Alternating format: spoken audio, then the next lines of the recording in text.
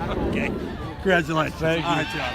Well, I want to ask you one question. You talked about that drive to start the second quarter took up half of the quarter, and you stopped them again later. You held them to no points. How huge is that? I mean, it's just anytime you could keep someone off the board in a big game when the score was closer. I think it might have been the start of the third. It was a 4-point game, but the second stop, it might have been a 3-point game our way, a 4-point game. So it's big anytime you can keep points off the board. Now, you won a championship. What's that feeling like? It's also real. We're going to celebrate tonight and come back tomorrow and focus on Archbishop Wood. I'm Parker Hurley with Pittsburgh Sports Now. Nice to meet you. How's it going? Good. So right before the half, it's 10-0, and they're getting the ball at halftime. How big was that to get points on the board right there?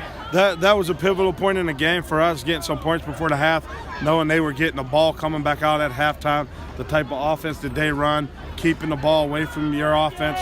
We got an explosive offense where we ask guys to make plays, and anytime your defense is on the field for 5-6 minutes, your offense isn't on the field.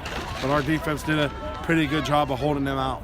Then can you talk about Hollis? I mean, he kind of started slow, but then, the poise on that drive, and then kind of just throughout the second half, he looked like he was on another level there. Yeah, Hollis just got to, he got to get a feel for the game, and sometime early on in the game when we're going 3 and out or not making plays, he's not on the field long enough to get that feel for it. Second half, he came out focused, had a feel for the game, and made some plays for us. And then Dante, offense, defense, special teams, he pretty much did it all. I mean, can you talk about how important that block kick was, and then, to score right after it? That's just Dante being Dante.